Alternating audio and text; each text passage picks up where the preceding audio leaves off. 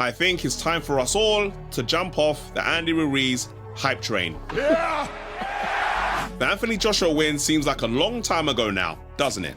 Let's talk about it. Andy Ruiz has only fought just 3 times in the last 5 years. And in his latest fight against Jarrell Miller, he got injured yet again in a fight that he should have lost. He suffered a hand injury during that fight that will probably put him on the shelf for another year. All the partying, eating, drinking, not looking after himself has all caught up with him. Enjoying life a little too much has taken a toll on his body. And as you get older, you cannot do the same things that you used to do when you were younger. I think it's time that you face the truth. Maybe Andy Ruiz is not as good as what you think he is. And that lucky punch from the gods against AJ was just that. And it's time for Jack Catterall to be a world champion after beating Regis Prograis via unanimous decision. Let's talk about it. Jack Catterall has demonstrated yet again that he is world level by beating Regis Prograis in a very entertaining fight. It started off cagey as both fighters was trying to figure each other out, but I had Prograis winning those early rounds as some of his jabs were landing. But as the rounds went on, Catterall found his footing and started to land some good shots himself. In the 8th round, both fighters got knockdowns. Catterall's knockdown looked a lot better after he hit Prograis with the 1-2 down the pipe, whereas with Prograis, when he got his knockdown, it looked like a flash knockdown to me. But after that, Catterall seemed to get hold of the fight and he cruised to victory after that. Straight after the fight, Eddie Hearn called out Teofimo Lopez and the winner of Liam Paro and Richardson Hitchens. Either way, Catterall has earned his title shot and Fabio Wardley is the next face of the heavyweight division. Let's talk about it. After Fabio Wardley literally put a dent in Fraser Clarke's face as he brutally knocked him out in the first round of the rematch. He must feel on top of the world. But unfortunately, I have to put him back down to earth and let you know the next 4 fighters that he should face next if he is to become the next world title contender.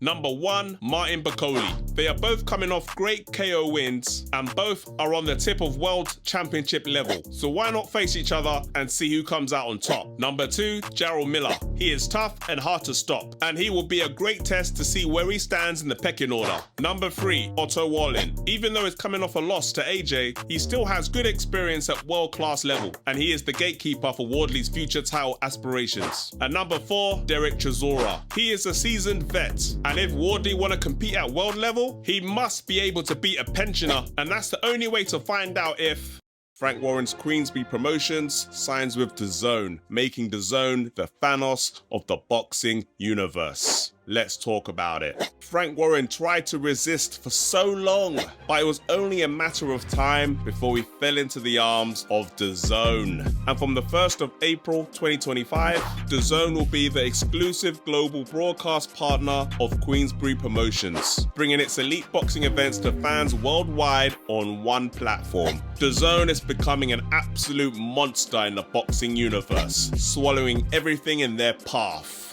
Dazn's plan is to unify premium boxing content on a single platform, with Queensberry being the latest in joining the likes of Matchroom, Golden Boy, Misfits and others, to deliver multiple fight nights a year on Dazn. There are other big promotions left like PBC and Top Rank, but I feel it's only a matter of time before they get snapped up too. So what do you guys think? Anthony Joshua should sack Ben Davidson and hire Shane McGuigan instead. Let's talk about it. While Anthony Joshua was given terrible advice in the corner, you have the superior boxing trainer Shane McGuigan commentating on the fight, saying why it's a terrible idea and predicting the outcome of the fight there and then. I think that's dangerous advice there, to be honest. I mean, getting him to bring it up off the double jab. Daniel throws that right hand straight off that double jab. And by bringing it up, he means an uppercut. He's going to walk himself straight onto his short right hand.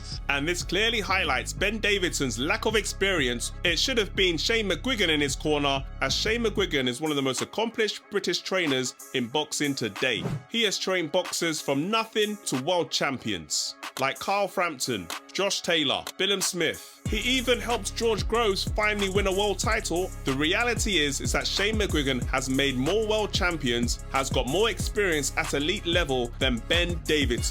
And that's why the 3 fighters that Daniel Dubois should fight next Let's talk about it. So it looks like the rematch between Anthony Joshua and Daniel Dubois is not going to happen next. AJ, I don't think is going to take, well, the fight's not going to happen. So we're looking at other opponents and we'll be announcing that in due course. So I'm going to tell you the 3 opponents that I think he should face next. Number 1, Joseph Parker. He is a former world champion that has been in a good winning streak recently, and that will be a great test for Dubois that the fans will want to see. Number 2, Dillian Whyte. Yes, he's been out the ring for a long time, but Dillian Whyte is still a big name. An all-British fight, they both like to scrap, and us Brits love an old British dust-up. So it will make a great entertaining fight while it lasts. And number 3, Zhilei Zhang. He is also a very skillful fighter, coming off his biggest win against Deontay Wilder. He would make a great defense for Daniel Dubois. So who do you think should be